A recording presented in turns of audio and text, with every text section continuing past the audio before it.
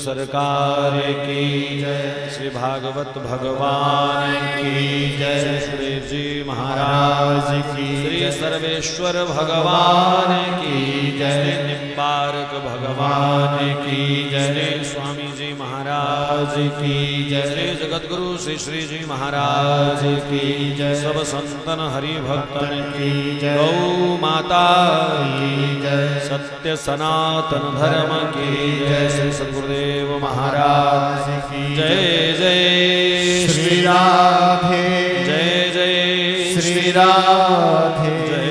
जय श्री राधे।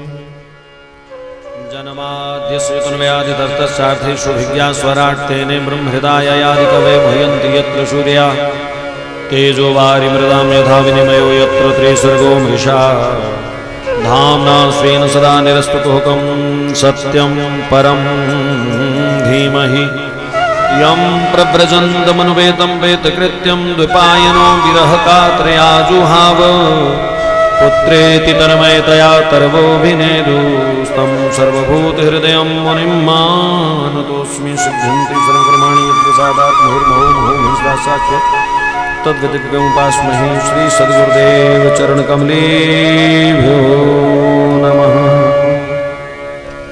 बोलिए द्वारिकानाथ की जय। परम पावनी मां भगीरथी के तट पर विराजमान श्री सुखदेव जी महाराज परीक्षित को भगवान श्री कृष्ण के विवाहों की कथा सुना रहे हैं। रुक्मिणी ने एकांत में पत्र लिख करके ब्राह्मण देवता को दिया। कहा, ब्राह्मण देवता, आप मेरे पिता समान हैं। मैं जानती हूँ ये कार्य बड़ा जोखिम भरा है, पर मेरी एक बार विनती प्रभु तक पहुँच जाए, इसके लिए आप कुछ करो। ब्राह्मण देवता ने कहा, जब पिता ही कह दिया है तो फिर चिंता क्यों करती हो। अब तो प्राण गंवाने भी पड़े तो भी ये बाप अपनी बेटी का पत्र जो है वो भगवान तक जरूर पहुंचाएगा। ब्राह्मण देवता बचते बचाते जैसे कैसे भी शिशुपाल जरासंध की सेनाओं से आंख बचाते हुए विदर्भ प्रांत पार करके श्री द्वारिका जी पहुँचे और भगवान को रात्रि के समय जाकर के उन्होंने संदेश दिया, मैं पत्र लाया हूँ। भगवान ने कहा, पढ़ो। कहा, प्रभु ये तो आपके लिए है, मैं कैसे पढ़ सकूं। और रुक्मिणी का ये प्रेम पत्र है और किसी का वैसे भी पत्र पढ़ना नहीं चाहिए और प्रेम पत्र तो बिल्कुल नहीं पढ़ना चाहिए। भगवान ने कहा, मैं कुछ भी छुपा के नहीं रखना चाहता, आप पढ़िए क्या लिखा है रुक्मिणी ने। ब्राह्मण देवता ने रुक्मिणी का पत्र पढ़ के सुनाया। श्रुत्वा गुणान भुवन सुंदर शृण्वतान्ते निविश्ये कर्ण विवरै हरतौ अंगतापं रूपं दृशां हसिं तामखिलार्थलाभं तव अच्युता विशति चिंतं पत्रं मे। हे त्रिभुवन सुंदर, आपके गुणों को सुनने मात्र से श्रोता समस्त अंगताप तथा जन्म जन्म के पापों से मुक्त हो जाते हैं।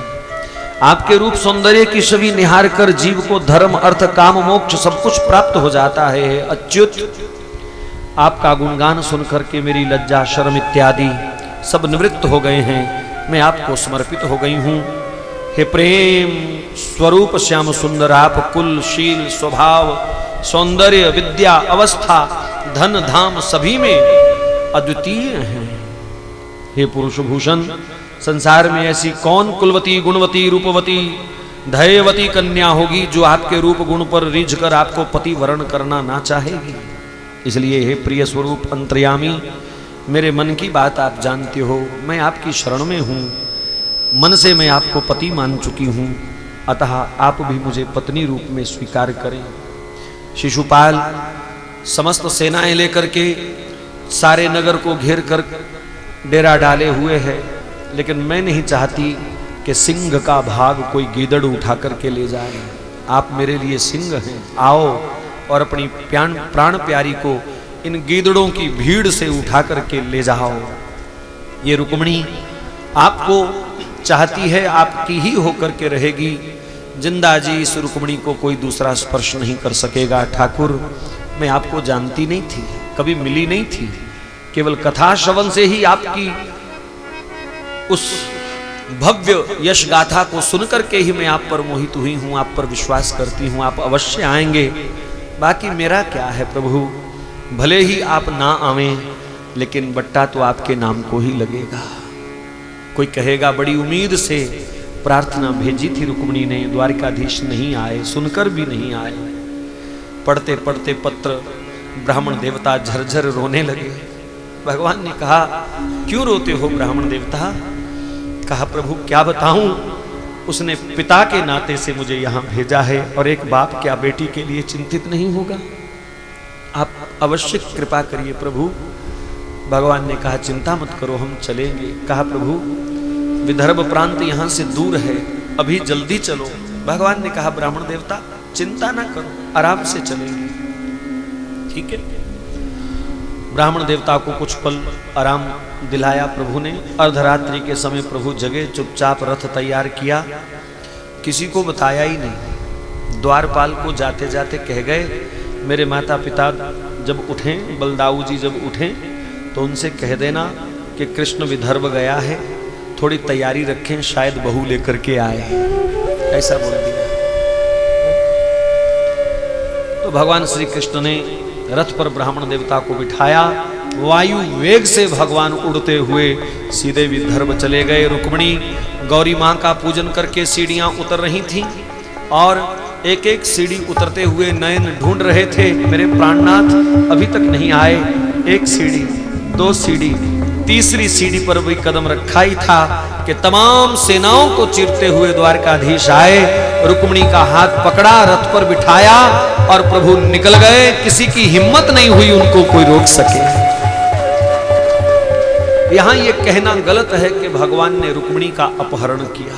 ये अपहरण की लीला नहीं, सेना को चीरते हुए मध्य से भगवान पूरी वीरता से आए, और पूरी वीरता से सेना से वो चीरते हुए सेना को गए हैं। किसी माई के लाल की हिम्मत नहीं हुई कि भगवान के रथ को कोई रोक सके। रुक्मी ने पीछा किया सेना सहित, भगवान ने तमाम सेना का संहार कर दिया, रुक्मी के सारथी को मार दिया, रथ तोड़ दिया।